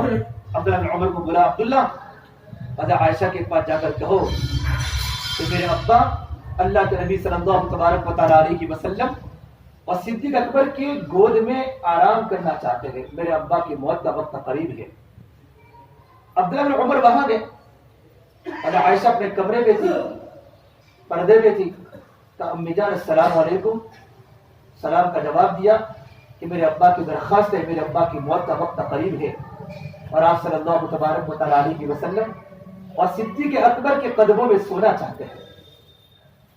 حضرت عائشہ نے فرمایا عبداللہ بن عمر، میرے دل کی تمنا تھی کہ میں اپنے شوہر محمد عربی صلی اللہ علیہ وسلم اور اپنے ابا صدیق اکبر کے قدموں میں سو جاؤں گی، لیکن اگر عمر چاہتے ہیں تو عمر کو زیادہ اختیار ہے، زیادہ حقدار ہے۔ عبداللہ بن عمر گھر پر آئے، ابن المومنین ابا جان کا بیٹا ابن المومنین مت کے، اب میں امیر المومنین نہیں ہوں، اب تم عمر ہو عمر، اور یوں کہ ابا اجازت مل چکی ہے۔ فرمایا ابھی نہیں، انتقال کے بعد دوبارہ جا کے پوچھنا، ہو سکتا ہے شرم میں اجازت دے دی ہو، میں زندہ ہوں، اگر وہ اجازت دے تو مجھے وہی دفن کرنا، ورنہ مجھے عام قبرستان میں دفن کر دینا۔ حضرت عمر کے دل پر اللہ کا خوف ہے۔ علی مرتضی اور حسن دونوں سامنے کھڑے ہیں۔ حضرت نے فرمایا امیر المومنین کیا موت سے ڈرتے ہو؟ تخاف من الموت، تو کہا نہیں میں موت سے نہیں ڈرتا، میں تو موت کے بعد کی زندگی سے ڈرتا ہوں کہ عمر کا موت کے بعد کیا ہوگا، عمر کا موت کے بعد کیا ہوگا۔ عمر بن خطاب عرفات کے موقع پر، عرفات کے میدان میں میرے نبی نے فرمایا اللہ تعالیٰ تمام صحابہ کرام پر فخر فرما رہے ہیں، عمر پر خاص فخر فرما رہے ہیں، اور یہ فرمایا تمام کے تمام صحابہ اللہ کے مرید ہے، عمر تو مراد مراد عمر کو مانگا گیا ہے۔ فرماتے ہیں موت سے نہیں ڈرتا، موت کے بعد کی زندگی سے ڈر رہا ہوں۔ وہ عمر ہے کہ دوپہر کی گرمی میں مدینہ کے جنگل میں گھوم رہے ہیں، عثمان ذی النورین علی مرتضی نے دیکھ لیا، فرمایا امیر المومنین آپ دوپہر کو کہاں جا رہے ہو؟ فرمایا مال غنیمت کا اون گم ہو گیا ہے، تو مال غنیمت کے اون کی تلاش میں نکلا ہوں۔ فرمایا اپنے غلام اسلم کو کہہ دیتے، غلام اسلم مال غنیمت کے اون کو تلاش کر لیتا۔ فرمایا عثمان کل قیامت کی میدان میں اللہ عثمان میرے غلام اسلم سے نہیں پوچھے گا، مجھ سے پوچھے گا، میں مسلمانوں کا امیر ہوں۔ کہ فرمایا کہ اگر دریائے فرات کے کنارے پر ایک کتا اگر پیاسا مر چکا ہے تو عمر کو آخرت میں اللہ کے سامنے جواب دینا پڑے گا۔ بھائیو ذمہ داری کا احساس ہے، ذمہ داری کا احساس۔ مجھے اور آپ کو اسلام کی دولت ملی ہے، ایمان کی دولت ملی ہے، گھر کے نقصان کو نقصان سمجھا، کاروبار کے نقصان کو نقصان سمجھا، دکان کے نقصان کو نقصان سمجھا، اللہ کا دین دنیا سے مٹ رہا ہے، اور آپ کے علاقوں میں نوجوانوں کا رخ بدل گیا ہے، جوان بیٹیاں گھروں سے باہر آ چکی ہیں، ان کے سر سے دوپٹے اتر چکے ہیں، اور جوانوں کی راتیں بلائق ہو چکی ہیں، ان کی راتیں اللہ کی خلوت سے دور ہو چکی ہے، میں اور آپ کی خواہشات میں پڑے ہوئے۔ جس طرح اللہ تبارک و تعالیٰ پیغمبروں سے ان کی ذمہ داری کے بارے میں پوچھے گا، اللہ ہم کو بھی پوچھے گا۔ موت سے نہیں ڈرتا، موت کے بعد کی زندگی سے ڈر رہا ہوں۔ پھر بیٹا عبداللہ ادھر آؤ، میرے سر کو زمین پر رکھ لو۔ سر کو زمین پر بیٹے کو حکم کیا۔ حضرت عبداللہ بن عمر نے اپنے ابا کے سر کو گھٹنوں پر رکھا، گھٹنوں پر، فرمایا ویحک تیرا برا ہو، میرے سر کو زمین پر رکھ لے، مٹی پر۔ عبداللہ بن عمر نے اپنے ابا بن خطاب کے سر کو زمین پر رکھا اور پھر اللہ کے سامنے ہاتھ اٹھا کر یوں فرمایا ویل لک یا عمر ان لم یغفر لک ربک، یہ عمر تو برباد ہو گیا اگر تیرے اللہ نے تجھے معاف نہ کیا، یہ عمر تو برباد ہو گیا اگر تیرے اللہ نے تجھے معاف نہ کیا۔ کتنا بڑا جملہ کہا ہے، ویل لک یا عمر، یہ عمر تو برباد ہو گیا اگر تیرے اللہ نے اگر تجھے معاف نہ کیا۔ پھر میرے بھائی اللہ کے پیارے ہو گئے، ان کے انتقال پر جنگل میں جنات روئے ہیں، انسان تو انسان جنگل میں جنات روئے ہیں۔ اب المومنین دنیا سے گزر چکے ہیں۔ جب ان کے جنازے کو لایا گیا، حضرت عائشہ اپنے کمرے میں تھی، دستک دی، سلام کیا، میرا ابا کا جنازہ آپ کے دروازے پر آ چکا ہے، آپ کی اجازت ہے۔ عائشہ اپنے دوپٹے کو سر پر رکھ کر باہر ایک طرف ہو گئی، حضرت عمر کو اندر لے جایا گیا۔ ابن عباس فرماتے جب ان کی قبر کو کھولی گئی، میں وہاں کھڑا تھا، میں نے پیچھے دیکھا تو میرے کندھے پر کسی نے ہاتھ رکھا، میں نے دیکھا تو علی مرتضی تھے۔ وہ علی نے فرمایا ابن عباس، عبداللہ، میں نے اللہ کے نبی صلی اللہ تبارک و تعالی علیہ وسلم کی زبان پر بارہا سنا ہے، ایک بار نہیں، دو بار نہیں، بارہا سنا ہے، دخلت انا ابو بکر و عمر، خرجت انا ابو بکر و عمر، میں داخل ہوا، ابو بکر عمر بھی، میں نکلا اور ابو بکر اور عمر بھی، اور میرے نبی نے فرمایا جب میں آخرت میں قبر سے اٹھوں گا، داہری طرف سے ابو بکر اٹھیں گے، بائیں طرف سے عمر اٹھیں گے، اور میرا بلال سامنے سے اذان کہتا کہتا اٹھے گا۔ مجھے یقین تھا اس قبر میں سونے کا حقدار عمر بن خطاب ہی ہے۔ بھائی جب ان کو قبر میں سلایا گیا، پورے مدینے میں سناٹا طاری ہو گیا۔ زندگی انصاف کے ساتھ گزاری ہے، وہی پرانا حضرت عمر کے زمانے میں کسرا فتح ہوا ہے، قیصر فتح ہوا ہے، اور مال غنیمت کا ڈھیر مدینہ میں آیا ہے، اور صحابہ کے گھروں میں، آج ہمارے گھروں میں گیہوں کی گوریاں نہیں ہوتی تھی، حضرت عمر کے زمانے میں صحابہ کے گھروں میں سونا اور چاندی کے زیورات کے تھیلے بھرے ہوتے تھے۔ اتنا مال غنیمت ہے۔ حضرت عمر نے اپنی زندگی کو چینج نہیں کیا، اپنی زندگی کو نہیں بدلا۔ تمام صحابہ نے مشورہ کیا، اب المومنین سے تھوڑی بات کی جائے کہ اپنا کپڑا بدل دے، اللہ نے مال و دولت کی فراوانی کی ہے، اللہ نے مال غنیمت دیا ہے۔ حضرت عمر کی وہی زندگی، مہینے میں ایک بار گوشت کھاتے تھے، وہی موٹا کپڑا پہنتے تھے، وہی موٹے کپڑے پر سوتے تھے۔ کتنی بار صحابہ نے دیکھا کہ جنگل میں اینٹ پر سوئے ہوئے ہیں، ان کا تکیہ ان کی اینٹ ہے۔ شیطان جس گلی سے حضرت عمر گزرتے تھے، اس گلی سے شیطان بھاگ جاتا تھا، اتنا ان کا دبدبا، ان کا رعب تھا۔ لیکن زندگی اتنی سادہ تھی۔ آدمی جتنا سادہ ہوتا ہے، سادہ جتنا آدمی کی زندگی میں تقوی ہوتا ہے، سنتیں ہوتی ہیں، ایمان ہوتا ہے، اس کے دل میں اللہ تبارک و تعالیٰ محبت بھی ڈالتے ہیں، اور لوگ اس سے ڈرتے ہیں، مرعوب ہو جاتے ہیں کہ ان کو بات جا کر کون کرے کہ اپنے کپڑے چینج کرے، زندگی کو تھوڑی بدل دے۔ کہاں حضرت حفصہ کو کہا جائے، حفصہ حضرت عمر کی بیٹی ہے، حضرت عائشہ صدیق اکبر کی بیٹی ہے، ان دونوں کو بلایا کہ آپ دونوں ان سے بات کریں۔ یہ دونوں حضرت عمر کے پاس آئی، کہا ابا جان آپ سے ایک بات کرنی ہے۔ یہ کیا بات کرنی ہے اور آپ کو کس نے بھیجا ہے؟ پہلے مجھے بتاؤ، پہلے ہماری بات آپ قبول کریں تو میں آپ کو بتاؤں۔ فرمایا کیا ہے؟ ابا جان اب اللہ نے مال غنیمت دیا ہے، لوگوں میں اللہ نے خوشحالی دی ہے، آپ اپنا تھوڑی ترتیب زندگی کی بدل ڈالیں، تھوڑے کپڑے آپ کے کپڑوں پر پیور ہے، اچھا کپڑا پہن لے، آپ وہی سوکھا موٹا موٹا کھانا کھاتے ہیں، آپ تھوڑا اچھا کھانا کھاوے، اپنی زندگی میں تھوڑی تبدیلی لاوے۔ حضرت عمر نے فرمایا مجھے بتاؤ تم کو کس نے بھیجا؟ اگر مجھے نام معلوم ہو جائے نا تو میں خنجر سے ان کی کمروں کو توڑ ڈالوں۔ پھر اپنی بیٹی سے مخاطب ہوئے، بیٹی حفصہ تجھے معلوم ہے تو اللہ کے نبی کی بیوی تھی، کیا تجھے پتا ہے کہ اللہ کے نبی کے پاس صرف ایک ہی جوڑی کپڑا ہوتا تھا، ایک ہی جوڑا کپڑا ہوتا تھا؟ اور کہا بیٹا ایک زمانہ تو ایسا بھی دیکھا ہے کہ نبی کے پاس ایک جوڑی بھی کپڑا نہیں تھا، اور ایک کپڑا ایک صحابی نے عارض کے طور پر دیا تھا، اور وہ کپڑا بھگا ہوا تھا، نماز کا وقت ہو چکا، بلال نے بلایا تو کہا بلال ابھی نماز تھوڑی لیٹ کر دو، ابھی میرے پاس کپڑے پہننے کے لیے ہیں۔ حفصہ مجھے پتا بھی ہے کہ جو بستر میرے نبی کا بچھایا کرتی تھی، تو نے ایک مرتبہ چوہرا بچھا دیا تاکہ میرے آقا کو نیند اچھی آوے۔ آپ نے پوچھا حفصہ تو نے بستر کو بدل دیا؟ کہا نہیں، میرے بستر کو نہیں بدلا، لیکن میرے بستر کو چوہرا کر دیا ہے، اور میرا بستر جیسا تھا ویسا کر دو، رات کو اٹھنے میں مجھے یہ نرمی مانے بنی ہے۔ یوں کر کے میرے نبی کی زندگی کے واقعات سننا شروع کیے۔ یہ حفصہ تجھے پتا بھی ہے کہ آپ صلی اللہ تبارک و تعالیٰ علیہ وسلم ایک بار میرے بیٹے ابن عمر کے ساتھ سفر میں تھے، اور آپ کو بھوک لگی تھی، تو کھجوروں کے نیچے کھجوریں پڑی ہوئی تھی، تو کہا بیٹا ابن عمر عبداللہ تو بھی کھا۔ کہا اللہ کے نبی لا استحی، مجھے بھوک لگی ہے۔ کہا بیٹا مجھے تو بھوک ہے، آج چوتھا دن ہے کہ تیرے نبی محمد صلی اللہ تبارک و تعالیٰ علیہ وسلم کے پیٹ میں لقمہ داخل ہوا ہے۔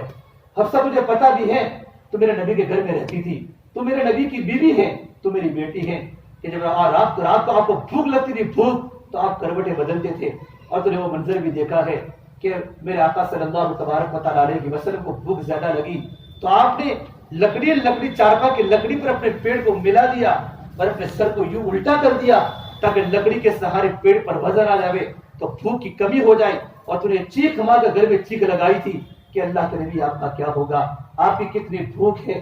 یوں کر کے جب عمر فاروق واقعہ سناتے رہے، بیٹی بھی روتی رہی، عائشہ بھی روتی رہی، اور عمر چیخ مار مار کر رونے لگے۔ بیٹا حفصہ دنیا تو دھوکہ ہے، دنیا کی زندگی تو دھوکہ ہے، میں اس طرح دنیا سے جاؤں گا جس طرح آپ صلی اللہ تبارک و تعالیٰ علیہ وسلم اور میرے بھائی صدیق اکبر بھوک کے حالت میں زندگی دنیا سے گئے ہیں کہ ان کے پاس کچھ بھی نہ تھا۔ میری بیٹی تجھے یاد بھی ہے کہ کہ آپ صلی اللہ تبارک و تعالی علیہ وسلم حضرت حفصہ کے کمرے میں تھے، آپ دنیا سے پردہ فرمایا گئے، دنیا سے پردہ فرما لیا تھا، اور ہزاروں صحابہ کا مجمع باہر تھا، رات کا اندھیرا تھا، تو میں نے خود کہا تھا عائشہ چراغ کو جلاؤ، مدینے میں اندھیرا ہے اور لوگ آپس میں ٹکرا رہے ہیں۔ تو عائشہ نے روتے روتے یوں کہا تھا عمر چراغ کہاں سے لاؤں، میرے نبی کے گھر میں تو چراغ موجود نہیں ہے۔ یہ پورے واقعہ بتا کر اپنی بیٹی کو رلایا کہ بیٹی تو مجھے یوں کہتی ہے کہ زندگی کو میں بدل دوں؟ نہیں بیٹی، اسی حال میں دنیا سے جاؤں گا میرے بھائیوں، اور سادگی کے ساتھ اللہ کے پیارے ہوں گے۔ سادگی تو اسلام کی خوبی ہے۔ یہ دنیا کے جمیلوں نے اور یہ دنیا کی خواہشات نے مجھے اور آپ کو اللہ کے راستے کی محنت سے روک دیا ہے۔ جب بھی ہمارا اجتماع کا موقع ہوتا ہے اور اللہ کے راستے بھی نکلنے کی ہماری اور آپ کی تشکیلیں ہوتی ہیں، یہی دکان مانے بنتی ہے، یہی تجارت مانے بنتی ہے، یہی زراعت مانے بنتی ہے۔ ارے میرے بھائیوں، مقداد بن اسود رضی اللہ تعالی عنہ اتنے موٹے صحابی، جب وہ بیٹھتے تھے سراب میں بیٹھتے تھے تو ان کی پیٹ کی چمڑی زمین پر لٹک جاتی تھی، اتنا موٹاپا تھا۔ قرآن کریم کی آیت پڑھ رہے ہیں انفروا خفافا وثقالا وجاہدوا باموالکم وانفسکم فی سبیل اللہ، نکلو اللہ کے راستے میں، چاہے ہلکے ہو، چاہے بوجھل ہو، چاہے غریب ہو، چاہے مالدار ہو، چاہے طاقتور ہو، چاہے کمزور ہو۔ تو فرمایا میرے بیٹو، یہ قرآن کریم کی آیت میری تشکیل کر رہی ہے، اور ایسی حالت میں اللہ کے راستے میں چلے گئے کہ آپ کو معلوم ہے حضرت طلحہ رضی اللہ تعالیٰ عنہ جب بوڑھے ہو چکے اور کلام پاک کی آیت پڑھ رہے تھے اور اسی آیت پر پہنچے انفروا خفافا وثقالا، نکلو اللہ کے راستے میں، چاہے ہلکے ہو چاہے بوجھل ہو۔ اللہ نے قرآن کریم میں تشکیل فرمائی ہے تو کہے میرے بیٹو جہیزونی، میرے سامان کی تیاری کرو، میرے سامان کی تیاری کرو۔ یہ قرآن کریم کی آیت میری اللہ کے راستے میں نکلنے کی تشکیل کر رہی ہے۔ پھر بیٹوں نے کہا ابا لقد غزوت مع رسول اللہ صلی اللہ علیہ وسلم، اب اللہ کے نبی کے ساتھ آپ ہر غزوے میں گئے ہیں، اللہ کے راستے میں میرے نبی کے ساتھ ہمیشہ گئے ہیں، یہاں تک کہ اللہ کے نبی وفات پا کے دنیا سے چلے گئے۔ لقد غزوت مع ابو بکر، اس کے بعد آپ صدیق اکبر کے زمانے میں ہمیشہ غزووں میں رہے ہیں، اور عمر کے زمانے میں آپ غزووں میں رہے ہیں، آپ ہمیں جانے دیں، آپ گھر پر رہے۔ کہنا بیٹو میری تیاری کرو۔ اور اسی وقت سمندر کا سفر ہوا ہے، اللہ کے راستے کا قسطنطنیہ کی جانب سفر تھا، اور سمندر میں گئے گئے اور سمندر میں ان کی موت واقع ہوئی ہے۔ کتابوں میں لکھا گیا ان کو سمندر کے اندر غسل دیا گیا اور ان کو کفن کا کپڑا پہنایا گیا، اور 7 دن تک ان کی لاش سمندر میں چلتی رہی۔ یہ بھی کیا آیا جزیرہ، تو جزیرے میں ان کو دفن کر دیا۔ صحابہ کی لاشیں بھی اللہ کے راستے میں چلتی رہی، اور بڑھاپے میں بھی ان کو اللہ کے راستے میں جانے کی تمنا تھی۔ میرے بھائیو، یہ کام چالاکیوں کا نہیں ہے، یہ کام تو قربانیوں کا ہے، اور یہ کام جان بچانے کا نہیں ہے، جان کھپانے کا ہے۔ اور صحابہ نے راہ خدا میں اپنی لاشیں بھی چرائی ہیں۔ عمرو بن عاص کی جماعت اللہ کے راستے ملک روم میں چل رہی ہے، ان کے بھائی ہشام بن عاص ساتھ میں ہیں۔ ہشام بن عاص اللہ کے راستے میں شہید ہو گئے۔ ایک موقع پورا کیا، غزوہ پورا کیا، آگے کی مہم پر روانہ ہونا ہے۔ چھوٹی سی گلی ہے، اور چھوٹی سی گلی کے کنارے پر امیر جماعت عمرو بن عاص کے بھائی کی لاش پڑی ہوئی ہے، حضرت ہشام کی۔ صحابہ کے گھوڑے رک گئے تو پوچھا تم نے اپنے گھوڑوں کو کیوں روک دیا؟ فالمومنین، امیر جماعت آپ کے بھائی کی لاش پڑی ہوئی ہے۔ تو سب سے پہلے امیر جماعت حضرت عمرو بن عاص نے اپنی بھائی کی لاش پر گھوڑے دوڑوائے، اور تمام صحابہ نے ان کے لاش پر گھوڑے چلائے، آگے کی مہم پوری فرمائی۔ واپس آئے تو بھائی کے ٹکڑے ٹکڑے ہو چکے تھے، اور عمرو بن عاص نے اپنے بھائی کے ٹکڑوں کو تھیلے میں بھر رہے تھے اور یوں کہہ رہے تھے اے اللہ، یہ میرا بھائی پردیسی مسافر ہے، اور میرے بھائی کے چھوٹے چھوٹے بچے ہیں، اے اللہ میرے بھائی کی قربانی تیری بارگاہ میں قبول فرما دے۔ جو تھیلے میں ان کی بوٹیاں بھرتے تھے اور اللہ کے سامنے دعا کرتے تھے۔ میرے بھائیوں، کچھ مٹتے ہیں تو کلیوں کو وجود ملتا ہے، اور کچھ پتھر زمین میں دفن ہوتے تو عمارت کو رنگ ملتا ہے۔ اتنا بڑا مجمع ہمارے حلقے میں ہے، اور اتنا بڑا مجمع ہماری مسجد میں ہے، پورے سال میں ایک 4 مہینے کی جماعت نہیں، چلے کی مکمل جماعت نہیں۔ بھائیوں، کبھی ہم نے دین کے نقصان کو نقصان نہیں سمجھا ہے۔ ہمارے عجیب الوہا صفوت رحمۃ اللہ علیہ جمعہ کے بازار میں اللہ سے توبہ کرو، ہمیں نبوت والی محنت کو ہم نے چھوڑ دیا ہے۔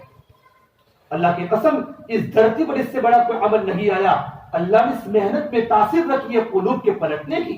کتنے لوگوں نے اپنی زندگیاں بدل دی، راتوں کو ناچنے والے راتوں کو رونے والے بن گئے، اور بازاروں کے عادی مسجدوں کے عادی بن گئے، اور وہ لڑکیاں فلموں میں کام کرنے والی پردوں کے اندر آ گئی اور اپنے آہو کو اللہ کے سامنے کرنے والی بن گئی۔ اس محنت کے وہ اثرات ہیں۔ اسے میرے پاس ہمارا اجتماع اللہ نے دیا ہے، بات لمبی نہ کرنا نہیں چاہتا، پورا مجمع بیٹھا ہوا میرے بھائیوں، ہمارا سامنے 18 19 20 کو اجتماع ہے۔ ابھی ہم روزانہ کبھی یہاں جاتے ہیں، کبھی وہاں جاتے ہیں، کبھی وہاں جاتے ہیں۔ آج عصر کی نماز کے بعد کتنے رکشہ والوں کو جمع کر کے ان کو جوڑ کیا۔ ایک رکشہ والے کھڑے ہو کے مجھ سے مسابقہ کیا، مولوی صاحب زندگی کا پہلا موقع ہے کہ میرے کان میں آج اللہ کے دن کی بات پڑی ہے، نہ میں جمعہ پڑھتا ہوں نہ میں عید پڑھتا ہوں، ایسے میں رکشہ چلا رہا تھا، یہاں یہ چادروں والا آپ کر رہے تھے، میں بیٹھ گیا۔ فرمایا میری زندگی ٹوٹ چکی تھی اور میں تو خودکشی کرنے کی تیاری میں تھا، میں ارادہ کرتا ہوں انشاءاللہ میں اللہ کے راستے میں جاؤں گا اور اپنی زندگی کو بدل دوں گا۔ میرے بھائیو، لوگ اپنی زندگیوں کو بدل رہے ہیں۔ جیسے بھائی یہ مجمع ہمارا بیٹھا ہوا ہے، 5-10 منٹ تھوڑے جم کر بیٹھے، ایک تو پورا مجمع ہمارا اجتماع میں سب کو جانا تو انشاءاللہ ہم اپنی دکانوں کو بند کر لیں۔ میرے بھائیو، ہمارا سنیچر کا دن ایک تو ہے، سنیچر کو عصر سے ہمارا اجتماع شروع ہوگا، عصر کے بعد بھی مجلس ہے، مغرب کے بعد بڑے عالم کا بیان ہوگا، پورا اتوار کا دن علماء کی مجلس ہے، خواص کی مجلس ہے، فجر کے بعد پھر 10 بجے تعلیم، روانگی کے بعد ظہر کے بعد پھر مغرب کے بعد مولانا کا بیان ہوتا ہے۔ پھر میرے بھائی منڈے کو ہم واپس نہ آئے، رات کو وہاں قیام کرے اور منڈے کے دن 11-12 بجے دعا ہوگی، ہزاروں کا مجمع اپنی مراد اللہ کے سامنے پھیلاتا ہوگا اور روتا ہوگا، اور ہمارے اللہ والے آ رہے ہیں، کتنے ملکوں کا سفر کر کے آ رہے ہیں اور کتنے ضلعوں کا سفر کر کے آ رہے ہیں، ان کی زندگی اللہ کے نام پر لٹ چکی ہے، اللہ کے دنوں کی زندگیاں ٹوٹ چکی ہیں۔ ہم بھی ارادہ کریں ماشاءاللہ کہ ہم تمام کا پورا مجمع اللہ کے راستے میں ہم انشاءاللہ 3 دن کم سے کم 2 دن ہم وہاں لگائیں گے۔ ہم بھی ارادہ کرتا ہے انشاءاللہ، سب ارادہ کرتے ہو ماشاءاللہ، پکا ارادہ نا ماشاءاللہ، ابھی تو اس کی ترتیب بنا، اس کی سیٹنگ کرے، اور میرے بھائی کم سے کم ہمارے مسجد حمزہ کی ایک جماعت اللہ کے راستے میں 4 مہینوں کی روانہ ہو۔ اور بتاؤ ساتھی، ہمارے جذبات بننے چاہیے کہ ہم اللہ کے راستے میں چلے۔ صحابہ کے زمانے بڑا ایسا ماحول تھا کہ صحابہ کے چھوٹے چھوٹے بچے، ابن عمر فرماتے ہیں کہ بدر میں کھڑا ہوا اور یوں اونچا ایڑیوں کے بل کھڑا ہوا، آپ نے مجھے بولا ابن عمر کتنی ہے؟ تو میری عمر تھی 14، تو آپ نے مجھے واپس فاستصغرنی، مجھے چھوٹا سمجھ کے واپس کیا ہے۔ فرمایا میرے گھر کا وہ ماحول تھا اللہ کے راستے کے نکلنے کا، مجھے پوری رات نیند نہیں آئی کہ مجھے واپس کیوں کیا، پورا اثر اللہ سے مانگتا رہا یہاں تک کہ اللہ نے مجھے غزوہ احد میں قبول کیا۔ بھائی وہ گھروں کا وہ ماحول تھا، وہ زندگی بدلنے کا بہترین اللہ نے موقع دیا ہے اللہ کے راستے کے نکلنے کے ذریعے۔ بس ساتھی ہمت کرے ماشاءاللہ، بتائیں ارادے کرے ساتھی، ہمتیں کرے، مانگے اللہ سے، زیادہ سوچے نہیں ادھر ادھر کا۔ بتائیں بھائی، ہماری مسجد کے بھی ساتھی بولے بھائی، حمزہ مسجد کے لیے بتاؤ جی۔ اتنا بڑا مجمع بیٹھا ہے، 13-14 ساتھی کو اللہ کے راستے میں نکلنا ہے ماشاءاللہ، اللہ تعالیٰ قبول کرے۔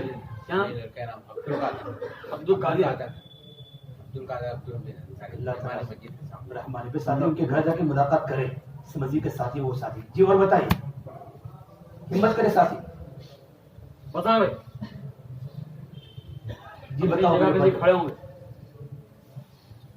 کھڑوں کے نام لکھا ہے، بتاؤ۔ جو ہمت کرے گا اللہ تعالیٰ اس کی مدد کرے گا۔ المعونۃ علی قدر معونہ، اللہ تعالیٰ کی مدد تو ذمہ داریوں کے پورا کرنے پر ہے۔ جتنے نکلو گے زندگی کھلتی جاوے گی۔ ہمارے پڑوس کے ملک کی جماعتیں سال کی افریقہ کے جنگلوں میں بایو چل رہی ہے، پیدل افریقہ کے جنگلوں میں۔ ہمیں اس سواری میں جانا ہے اور 120 دن اپنی زندگی کو بنانے جانا ہے، ہماری زندگیاں بنے، ہمارے ایمان کو ترقی ہو، ہمارا عمل بنے، ہمارا معاشرہ پاکیزہ بنے اور مجھے اللہ تعالیٰ کا تعلق ملے۔ بھائیو جب آدمی آخرت کے لیے عمل کرتا ہے نا تو اللہ پاک اس کے دنیا کے کاموں کو بناتے ہیں۔ من عمل لآخرتہ کفاہ اللہ امر دنیاہ، کہ جو آدمی آخرت کے بنانے کی تیاری کرتا ہے، ارادہ کرتا ہے، اللہ اس کی دنیا خود بناتے ہیں۔ یہ اللہ کے نبی کی حدیث ہوتی ہے بھائی، ہم اس پر ہمارا یقین نہیں ہے۔ جتنا 2 روپیوں پر یقین ہے اتنا اللہ کے خزانوں پر یقین نہیں ہے کہ اللہ کتنا دے گا۔ کرو ہمت ماشاءاللہ، دعا کر لے۔ اللهم لك الحمد كله ولك الشكر كله ولك الخير كله وإليه يرجع الأمر كله. اللهم صل على سيدنا محمد وعلى آل سيدنا محمد وبارك وسلم. ربنا ظلمنا أنفسنا وإن لم تغفر لنا وترحمنا لنكونن من الخاسرين. لا إله إلا أنت سبحانك إني كنت من الظالمين. لا إله إلا أنت سبحانك إني كنت من الظالمين. لا إله إلا أنت سبحانك إني كنت من الظالمين. ربنا اغفر لنا ولإخواننا الذين سبقونا بالإيمان ولا تجعل في قلوبنا غلا للذين آمنوا ربنا إنك رؤوف رحيم. ربنا لا تجعلنا فتنة للقوم الظالمين ونجنا برحمتك من القوم الكافرين ربنا آتنا في الدنيا حسنة وفي الآخرة حسنة وقنا عذاب النار یا اللہ ہمارے گناہوں کو معاف فرما یا اللہ خطایا سے درگزر فرما یا اللہ سیئات کو حسنات سے مبدل فرما یا اللہ تیرا تعلق ہمیں نصیب فرما یا اللہ تیری ذات عالی سے ہونے کا یقین زندگی میں پیدا فرما یا اللہ تو ہم سے راضی ہو جا ہمیں اپنے آپ سے راضی فرما لے یا اللہ تو ہمارا بن جا تو ہمیں اپنا بنا لے یا اللہ پوری امت کی پوری مغفرت فرما یا اللہ پوری امت کی پوری مغفرت فرما یا اللہ امت کی جان کی مال کی عزت کی آبرو کی حفاظت فرما یا اللہ امت کی پریشانیوں کو دور فرما امت کی پریشانیوں کو دور فرما امت کی پریشانیوں کو دور فرما یا اللہ ظلم کو ختم فرما مظلوم کی مدد فرما ظالم کو باطل کو ختم فرما حق کا غلبہ فرما حق کی محنت کرنے والوں کو غالب فرما یا اللہ ایمان والوں کو غلبہ عطا فرما ہمیں صحیح ایمان نصیب فرما یا اللہ جگہ جگہ پر اجتماعات چل رہے ہیں تیرے نیک بندے سفروں میں ہیں یا اللہ اجتماع کے ذریعے خیر کے وجود میں آنے کا ذریعہ بنا ہدایت کے وجود میں آنے کا ذریعہ بنا یا اللہ ہمارا بھی اجتماع سامنے آ رہا ہے مولا اجتماع کو بے حد قبول فرما صفات قبولیت سے آراستہ فرما یا اللہ ہمارے پورے مجمع کو وہاں پہنچنا آسان فرما ان کے دلوں میں تو یہ بات جما دے کہ کامیابی دین کی محنت میں ہے اور دین میں ہے یا اللہ ہمیں دین اور دین کی محنت پر جما دے ہمارے یہاں سے 4 مہینوں کی جماعتیں اور چلوں کی جماعتیں زیادہ سے زیادہ افراد کا تیرے راستے میں نکلنا آسان فرما دے ان کی زندگیاں بدل دے ان کی مدد شامل حال فرما دے اے اللہ جن بھائیوں نے تیرے راستے میں نکلنے کا ارادہ کیا ہے اپنے ناموں کو کھڑا کر کے دکھایا ہے یا اللہ ان کا نکلنا قبول فرما عافیت کے ساتھ قبول فرما یا اللہ ان کے مسائل کو تو آسان فرما ان کی رکاوٹوں کو عافیت کے ساتھ دور فرما بہت بڑا مجمع ہے مولا ان کے دلوں میں جانے کا ارادہ ہے مولا کوئی ایمان والا ایسا نہیں ہوتا جس کے دل میں تیرے راستے میں نکلنے کی تمنا نہ ہو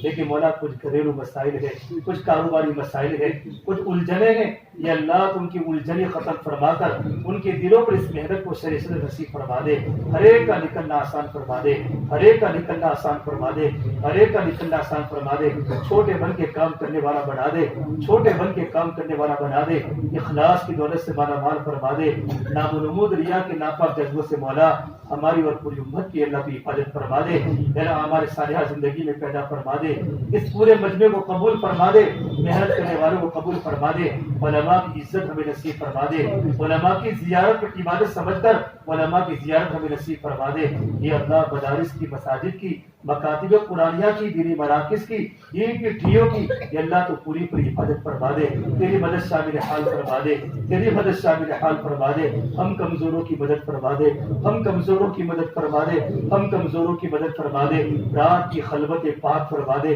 رات کی تنہائیاں پاک فرما دے رات کی تنہائیاں پاک فرما دے رات کی تنہائیاں پاک فرما دے رات کی تنہائیاں پاک فرما دے دین کی جلوت پاک فرما دے تنہائیوں کے گناہوں سے ہماری اور پوری امت کی حفاظت فرما دے اے میرے اللہ تیرے پیارے نبی صلی اللہ تبارک و تعالی علیہ وسلم تیرے پاک بندے انبیاء علیہ السلام صحابہ اولیاء جتنی خیر کے تیرے سامنے دعائیں کی ہیں ہم تیرے سامنے خیر کا بھلائی کا ہدایت کا سوال کرتے ہیں ہمارے حق میں خیر مقدر فرما جن شرور سے جن فطروں سے پناہ مانگی ہے ہم بھی قیامت تک کے فطروں سے پناہ مانگتے ہیں یا اللہ ہمیں پناہ نصیب فرما ہماری دعا کو اپنے فضل و کرم سے پیارے حبیب محمد مصطفیٰ صلی اللہ تبارک و تعالی علیہ وسلم کے صدقہ توفیق ہم سب گنہگاروں کی دعاؤں کو اپنی بارگاہ میں قبول فرما ربنا تقبل منا انك انت السميع العليم وصلى الله تعالى على خير خلقه محمد وعلى آله وصحبه اجمعين برحمتك يا ارحم